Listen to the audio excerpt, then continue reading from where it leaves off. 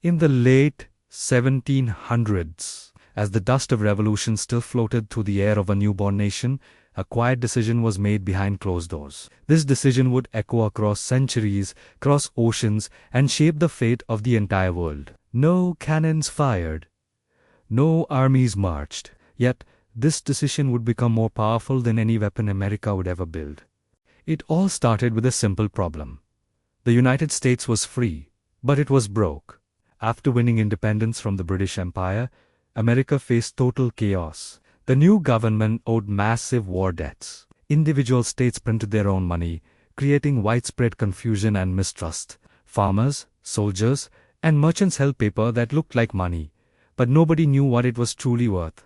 This young nation was fragile, divided, and dangerously close to collapse. Into this uncertainty stepped a man who believed that real power didn't come from muskets or speeches, but from the control of money. His name was Alexander Hamilton. Hamilton understood something most people didn't.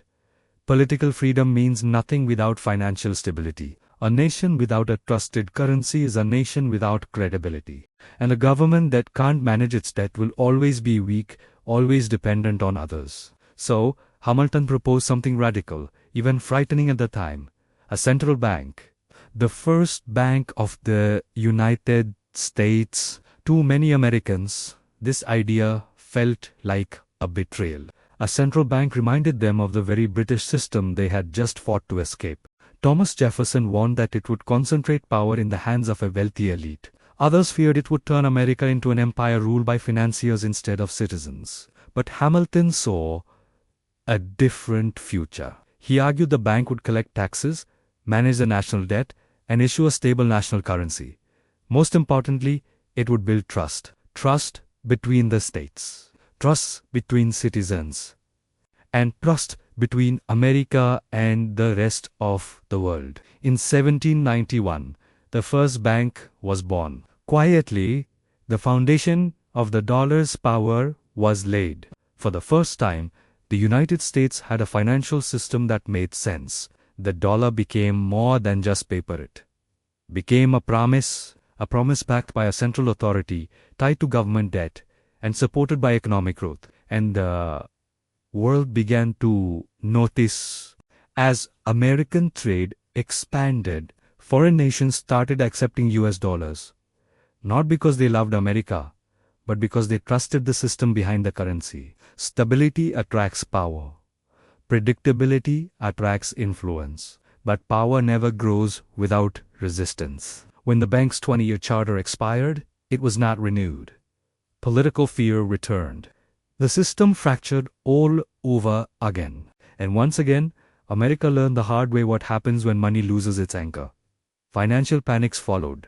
Crashes came and went. And each crisis whispered the same message: control of your currency equals control of your destiny. By the early 20th century, history repeated itself. In 1913, after years of banking failures and secret meetings, the Federal Reserve was created. Officially, it was designed to stabilize the economy. Unofficially, it became the beating heart of future dollar dominance.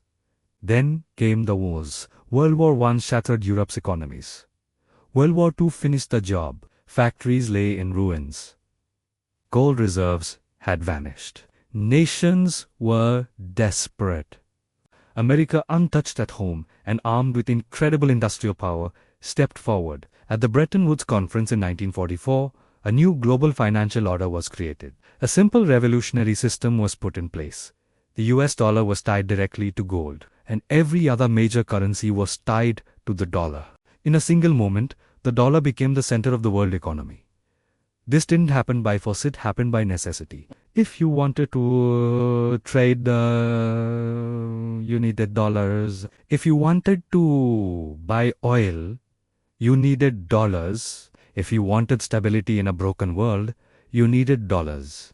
The dollar was no longer just American money. It was global infrastructure, and that is when it transformed into something else. A tool, a weapon. Because when one currency dominates global trade, the country that issues it gains influence far beyond its borders. Suddenly, sanctions become powerful weapons. Access to the global financial system becomes political leverage. Nations can be pressured not with bombs, but with bank restrictions, frozen reserves, and denied transactions. The power Hamilton dreamed of had evolved into something far greater, something he could never have imagined. But power always carries consequences. As the dollar spread, so did America's debt. Confidence began to replace discipline. In 1971, President Nixon made a stunning announcement. The gold backing was abandoned.